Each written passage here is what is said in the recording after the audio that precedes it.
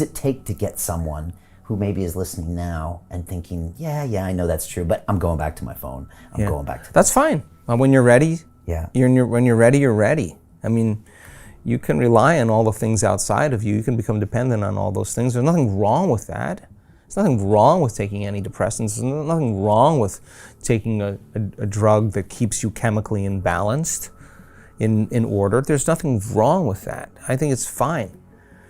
But when you truly, really want to be free of all of that, when you're ready for that, we've had thousands of people that have never come to a week-long event, never did a course online, read the books, study the books, look at the YouTube stuff, review it, repeat it, study it, and practice on their own. We had a lady on the stage just 2 months ago when we were in Panama.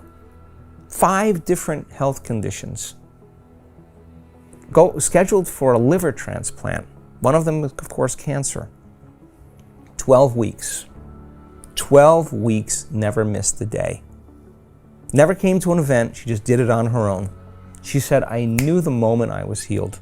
I went back to my doctor, my scans were negative. They still wanted to give me the chemotherapy. Time to change doctors. She never came to an event. She just immersed herself in it. She studied the content. She had meaning behind the act. She wanted to get better at it. She put all her heart into it. Some people, they come to a week-long event and they're resistant. They're resistant because they have some type of emotional addictions, fear, they're desperate, they're afraid, all kinds of things can happen.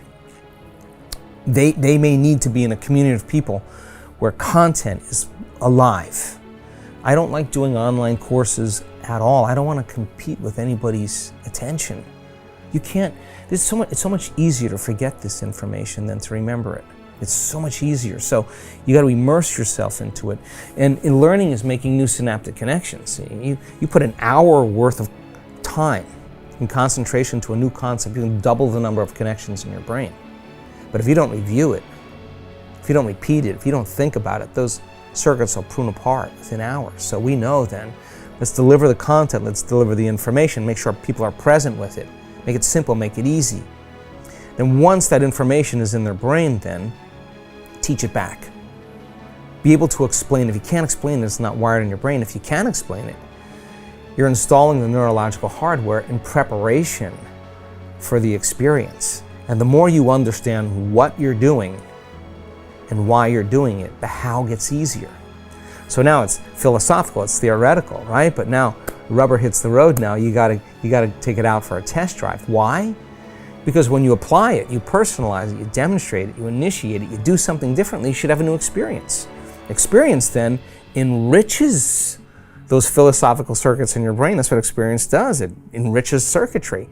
When those circuits string into place, the brain makes a chemical, and that chemical is called a feeling. When you feel unlimited, when you feel empowered, when you feel abundant, when you feel worthy, now you're teaching your body chemically to understand what your mind has intellectually understood. So now you're embodying the truth of that philosophy. It's not just in the mind, it's in the body. The mind is now in the body, right? And so then you're experiencing the truth of that. That's new information from the experience. The emotion is the chemical signature. You start selecting and instructing new genes because that's information.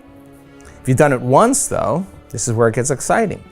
You have that one moment where you did your meditation right. I'm going to put you right back in there again, and you're going to evolve that experience. Let's see if you can reproduce the experience. And if you can reproduce the experience, any experience, you're going to neurochemically condition the mind and body to begin to work as one.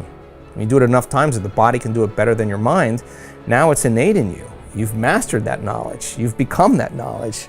You're in a new state of being. And so people who do this work, I mean, it's fascinating now. It's fascinating. I could say to people in this work, would you mind going into high gamma for the scientists? I mean, that's a pretty aroused brainwave state. It's not normal. And the scientists are blown away, and they asked this one woman, how do you do that? And she said, it's really hard not to. I mean, she just knows that she knows. And so now people, by practicing, can overcome themselves, can change their brain waves in 4 seconds, in 5 seconds, in 9 seconds, in 30 seconds. They just know how to do it, right? And when you know that you know, then all of a sudden it's not like I have to meditate today. What I love about our community is not because they think that they have to meditate. They do it because they don't want the magic to end. They don't want it to end. And some people with certain diseases, they'll do it 3 times in one day because their doubt will come back. They're not going to succumb to that. They're going to go again, and they're going to change that. And then if it comes up again, they're going to go again. Why? Because it's the only thing that's going to work for them. Nothing else has worked. Wow, you start believing in yourself. You believe in possibility. If you're going to believe in possibility, you better believe in yourself. And the only way you know that is to prove to yourself that it's possible, is to be able to reproduce the experience.